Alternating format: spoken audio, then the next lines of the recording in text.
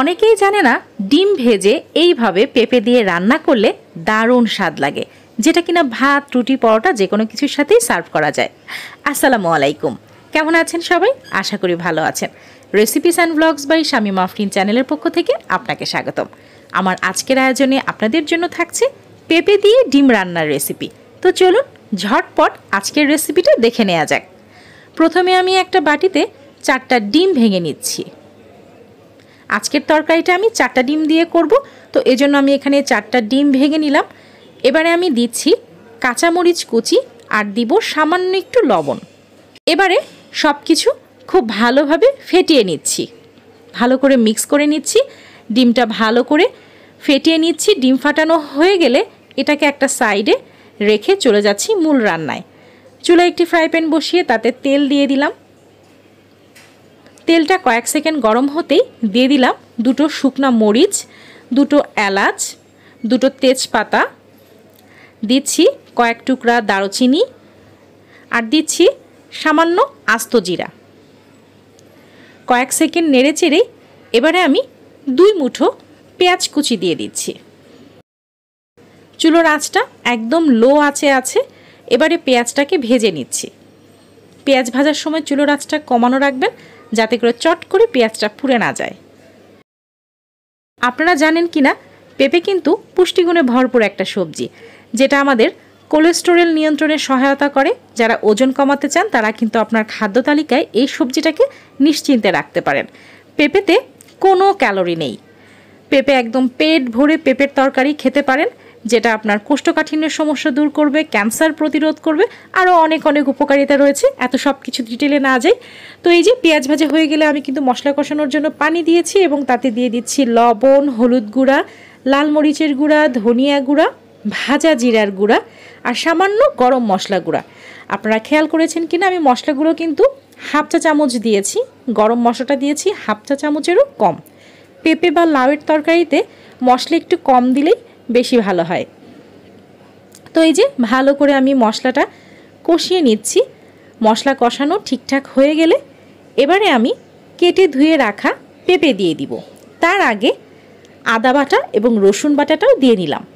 যেহেতু ডিম তরকারি, একটু আদা রসুন বাটা, একটু গরম মশলা পড়লে তরকারিটা সুন্দর ফ্লেভার আসবে, ভালো লাগবে। এবারে আমি কেটে ধুয়ে রাখা পেঁপের টুকরোগুলো দিয়ে দিলাম।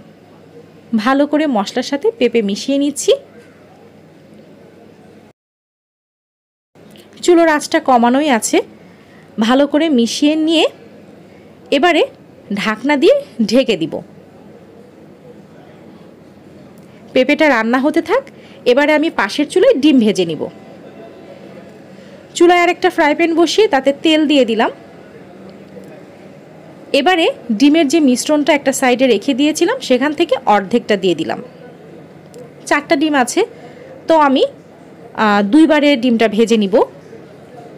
ফাঁকে ফাঁকে আমি ঢাকনা তুলে একটু নেড়ে চেড়ে দিচ্ছি, যাতে করে পুড়ে টুড়ে যায় কিনা চেক করে নিচ্ছি। আবারও ঢাকনা দিয়ে ঢেকে দিলাম। এই যে আমার ডিম ভাজা হয়ে গেছে। এবারে আমি এই ভাজা ডিমটাকে পিস পিস করে কেটে উঠিয়ে নিব। এরপর বাকি মিশ্রণটা ঢেলেও ভেজে নিব। আমার চ্যানেলের ভিডিওগুলো যদি আপনাদের ভালো লাগে তাহলে অবশ্যই আমার চ্যানেলটি সাবস্ক্রাইব করবেন। ভিডিও ভালো লাগলে অবশ্যই লাইক, কমেন্ট এবং ফ্রেন্ডস এবং ফ্যামিলির সাথে রেসিপি শেয়ার করতে ভুলবেন না। তো এই যে আমি আবারও বাকি যে ফেটানো ডিমটা ছিল সেটাও চুলায় দিয়ে দিলাম। আর এবারে আমি সেই পেঁপেতে ডিমের বাটিটা ধুয়ে কিছুটা পানি দিয়ে দিলাম। এবারে চুলোর আঁচটা মিডিয়াম করে দিয়েছি, লো থেকে মিডিয়াম করে দিলাম। আবারও ঢাকনা দিয়ে ঢেকে দিচ্ছি। তো চলুন দেখা যাক আমার ডিমের কি অবস্থা। এই যে ডিম ভাজা হয়ে গেছে। এবার এটাকে উঠিয়ে পিস পিস করে কেটে নিব। ভাজা ডিমের এই তরকারি খেতে কিন্তু দারুণ স্বাদ লাগে। আপনারা যারা এখনও খাননি অবশ্যই এভাবে রান্না করবেন। যদিও এটা খুব পুরনো রান্না, বাংলাদেশি সবাই এই রান্নাটার সাথে খুবই পরিচিত। শুধু বাংলাদেশি না, মানে বাংলাদেশি বা কলকাতার মানে যারা বাঙালি আছে এই ডিম ভেজে রান্নাটা খুবই পরিচিত। তারপরও যারা নতুন রাঁধুনি বা ব্যাচেলর আছেন তাদের জন্য আমার এই রেসিপি দেওয়ার চেষ্টা। তো এই যে এবারে আমি একেবারে ঝোলের পানি দিয়ে চুলোর আঁচটা একদম হাই হিটে করে দিলাম। যে কোনো রান্নায় যখন ঝোলের পানিটা দিবেন তখন কিন্তু চুলোর আঁচটা একদম হাই হিটে করে দিবেন, যাতে করে ঝোলটা কমে গাঢ় হয়। আর এই যে আমি ভাজা ডিমটাও দিয়ে দিলাম, দিয়ে ঢাকনা দিয়ে ঢেকে দিলাম। এবারে আমি 3টা কাঁচামরিচ একটুখানি চিড়ে দিয়ে দিচ্ছি ফ্লেভারের জন্য। আমি একটু পরপর একটু নেড়েচেড়ে মিশিয়ে দিচ্ছি। ঝোলটা আরও কিছুটা কমে এলে চুলা থেকে নামিয়ে ফেলবো। এই যে দেখুন আমার রান্নাটা কিন্তু 90% হয়ে গেছে। এই পর্যায়ে আমি চুলাটা বন্ধ করে দিচ্ছি। পেঁপে দিয়ে ডিম রান্না একদম রেডি। তো কেমন লাগলো আমার আজকের এই রেসিপিটা? আশা করি ভালো লেগেছে। ভালো লাগলে কমেন্ট করে জানাবেন, চ্যানেলটি সাবস্ক্রাইব করতে ভুলবেন না। আজকের আয়োজন এই পর্যন্তই। আপনারা সবাই ভালো থাকুন, সুস্থ থাকুন। আল্লাহ হাফেজ।